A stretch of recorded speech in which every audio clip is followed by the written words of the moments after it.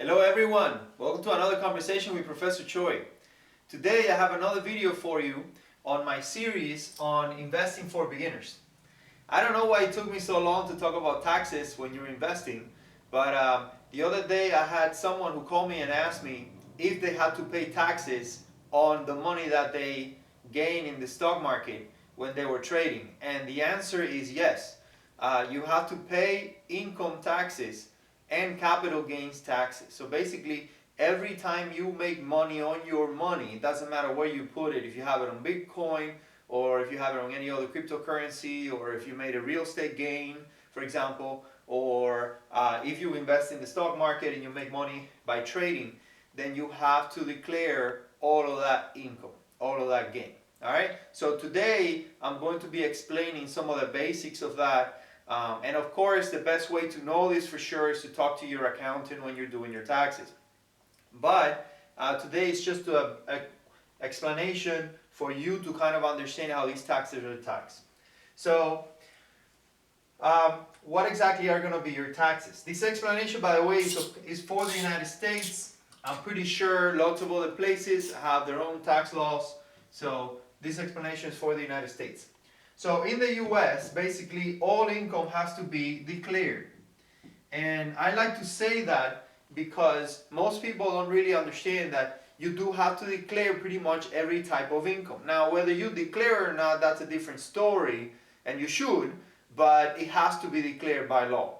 So if you make money, for example, and the money is cash, you're supposed to be declaring that. If somebody gave you a gift, by the way, you're supposed to be declaring that. But most gifts up to a certain amount of money are not taxed. So the IRS usually doesn't care.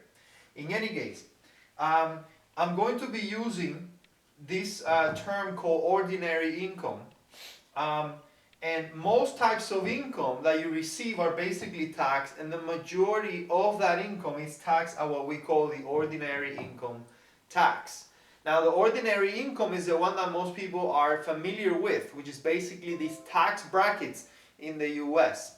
Whether you're single, you're married filing single, or filing by yourself, or married filing as a couple, or if you're head of household. All right. So basically, ordinary income follows these general tax brackets. All right. So let's talk about the major types of accounts that you can have when you're trading or investing in the stock market. The most common type, of course, are retirement accounts. And the reason why a lot of employers and a lot of people tell you that put money on the retirement account is one of the best ways to invest in the market, the biggest one is because you're putting the money there pre-taxed. So you don't have to pay taxes on the money that you're earning to put it there. That's a sort of an incentive by the government to invest money on your retirement account. Then your money will grow without being taxed. So in other words, you're putting the money there without being taxed. Then it will grow until your retirement, and you're not allowed to take money out of usually these accounts without a major penalty until you're at least age 59 and a half. Okay? So that's usually the biggest cash you're having in your retirement account. But you put the money there without paying taxes, and then on top of that, it grows without paying taxes on any of that money up until the moment where you start withdrawing it. Okay? So usually a 401k is the type of structure that you will do with a private employer. A 403b is the type of structure that you will do if you have a government employer. And an IRA is the one that you will do on your own if you want to have your own retirement account because you don't have an employer that sets it up for you on a 401k, or you don't work for the government that sets it up for you on a 403b. Alright, but basically money in these accounts is introduced pre-tax, so you don't pay tax on that money, and then taxes are paid as ordinary income upon withdrawal, and withdrawal happens after the age of 59 and a half, or you will have to pay a really nice big penalty on it. Now, another account is something called a Roth IRA. And a Roth IRA is a type of account that you would open if you want to basically just put money and access funds that are only available usually for people in retirement, and you want to put money that you already have in your pocket. So the money that you already have in your pocket is money that has already been taxed. So in a Roth IRA, the money that you introduce there is post-tax. So you don't have to pay taxes on the principal because you have already paid tax on that. But you will have to pay taxes on the gains that you make on that account upon withdrawal during retirement. Okay? So in a Roth IRA, the money that you introduce is post-tax, and you don't pay any taxes on the gains up until the moment where you start withdrawing upon retirement. So these, the biggest advantages, again, of course, of this is that it grows without being taxed. And of course, if it grows without being taxed, it will grow more. Because, you know, every time you think about like being like a pile of money, and then the more money on the pile, the faster your money grows. So basically, if you're not being taken tax out of that, which lowers the size of the pile, then your pile grows faster on retirement accounts than it would do in other accounts. All right, now, if you don't get yourself a retirement account, then another way to take advantage of the market, which is now what's becoming popular, you know, people investing on apps such as Robinhood, or maybe TD Ameritrade or E-Trade or things of that sort. It's what is called a self-directed brokerage account or a dealer account. Okay. Now there are three basic ways, and there are a few more, but there are three basic ways in which most people invest in these accounts, and of course you'll have to pay taxes on it. So there's some people that basically buy and sell stock regularly. So you know, you buy it at 10, sell it at 11, do it again, buy another one at 9, sell it at 11, and so on. So this is what we call trading. And if you buy and sell for less than 1 year and 1 day, then in other words, if you execute a buy on this amount of stock, let's call it 20 stock, and then you execute a sale on the same amount of stock later, then basically if it's less than a year and a day, it is taxed at ordinary income, just like this right here upon withdrawal. So it will be taxed as ordinary income, the same way that if you would be making this money by working. Okay? So less than a year and a day is taxed as ordinary income, so it goes into your income bracket. All right. Now, if it's long term, so if you buy and sell more than a year and a day, so in other words, you hold it for longer than a year and a day, this same block of stock, then it is taxed at the capital gains tax. Okay? So the capital gains tax could either be 0, 15%, or 20%. And this changes, by the way, depending on every time there's a change in the tax law. But in general, if you make less than around $40,000, and again, this would depend on the year, so you have to basically go be more specific about it. But basically, if you make, if your total income is less than $40,000, then capital gains will be paid at a 0 rate.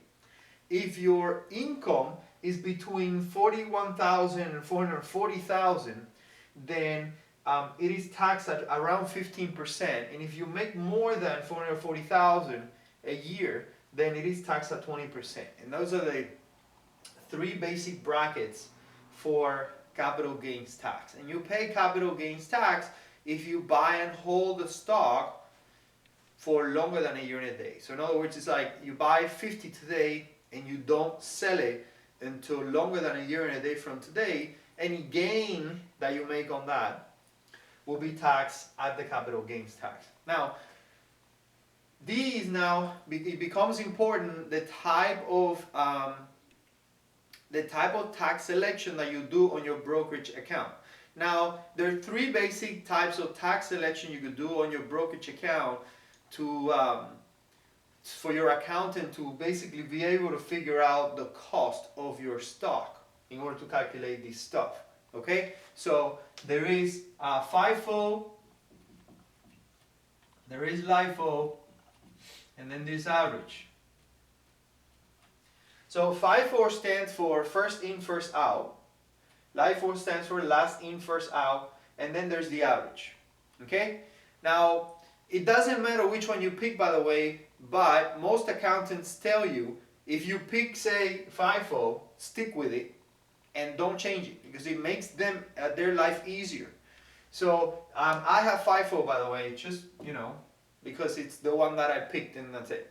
All right, so how does this matter for this? Well, again, imagine that you buy multiple blocks of stock, not just one, and most people do that. So let's say you buy 20 stock right now, let's call it in January, first month, and then 20 stock later on month number 2. All right, and then all of a sudden you go ahead and sell it. Say on the second month of the year after. So you sold 20 stock. Now, if you're on FIFO, first in, first out, then this will be used to calculate the tax because it was the first that you bought and is the first in, first out. So you will take this one, this 20, you will look at the price of that, and then you will take this 20, and then you will look at the price of that, and then the cost will be taken by this one, and this will be, the gain will be the difference between those two, basically. Now, if you select LIFO, last in, first out, then on LIFO, they would use this one to calculate your average cost.